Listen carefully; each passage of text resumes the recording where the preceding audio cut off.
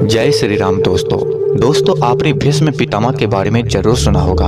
और दोस्तों महाभारत के युद्ध में भीष्म पितामह का मृत्यु हो गया।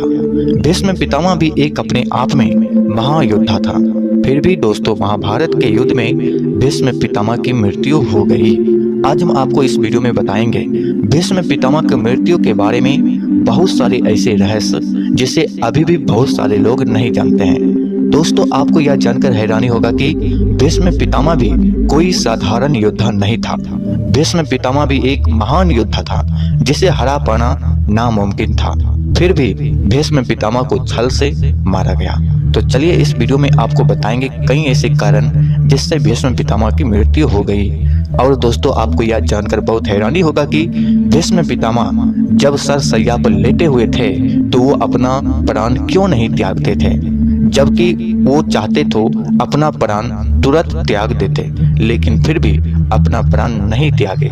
इसके पीछे भी कई कारण है, आज आपको पता चलेगा। तो वीडियो थोड़ा लंबी होगा पर दोस्तों आपको भीष्म पितामह के बारे में बहुत सारे रहस्य पता चल जाएगा। दोस्तों आपको यह जानकर बहुत हैरानी होगा, भीष्म द्वारा बड़े पैमाने पर पांडवों की सेना को मार देने से घबराए पांडव पक्ष में भय फैल जाता है।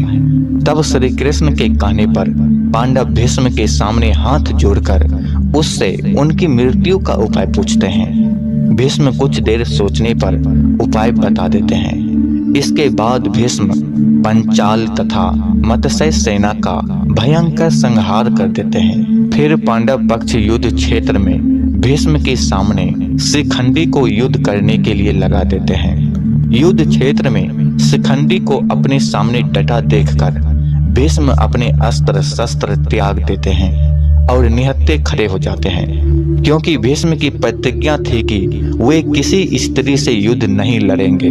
भीष्म ने कृष्ण पर युद्ध धर्म के विरुद्ध आचरण करने का आरोप लगाते हुए एक स्त्री पर वार करने से मना कर अपना धनुष नीचे रख दिया। कृष्ण ने भीष्म को उत्तर दिया कि आपने हमेशा ही अपने द्वारा निर्धारित मानदंडों पर निर्णय लिए हैं और धर्म की अवहेलना की है।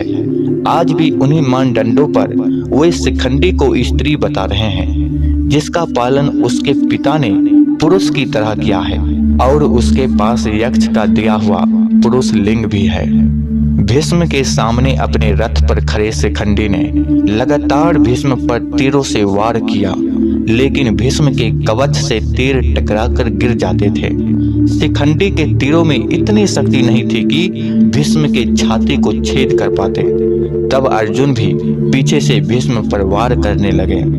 अर्जुन और शिखंडी के तीरों के रंग एक थे, इसलिए और नजर कमजोर होने के कारण भीष्म अर्जुन के तीरों को पहचान नहीं पाए। इस तरह शिखंडी के तीर के साथ साथ अर्जुन के तीर भी चल रहे थे और दोनों का कलर एक ही रंग के थे। अर्जुन के तीरों से भीष्म का शरीर छलनी हो जाता है।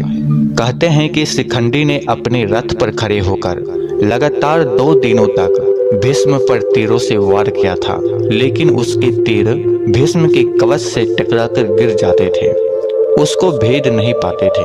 अब दोस्तों आप जान लीजिए, जब भीष्म को तीर लगा तब भीष्म जब सरसैया पर लेटे हुए थे तो अपना प्राण क्यों नहीं त्याग रहे थे। इसके पीछे एक कारण है। जब भीष्म सरसैया पर लेटे हुए थे तब भी प्राण नहीं त्याग रहे थे, जबकि उनका पूरा शरीर तीर से छलनी हो जाता है। फिर भी वे इच्छा मृत्यु के कारण मृत्यु को प्राप्त नहीं होते हैं। भीष्म यह भली भांति जानते थे कि सूर्य के उत्तरायण होने पर प्राण त्यागने पर आत्मा को सद्गति मिलती है और वे पुनः अपने लोक जाकर मुक्त हो जाएंगे। इसलिए वे सूर्य के उत्तरायण होने का इंतजार करते हैं। भीष्म ने बताया कि वे सूर्य के उत्तरायण होने पर ही शरीर छोड़ेंगे, क्योंकि उन्हें अपने पिता संतानों से इच्छा मृत्यु का वर प्राप्त है और वे तब तक शरीर नहीं छोड़ सकते जब तक कि वे चाहे।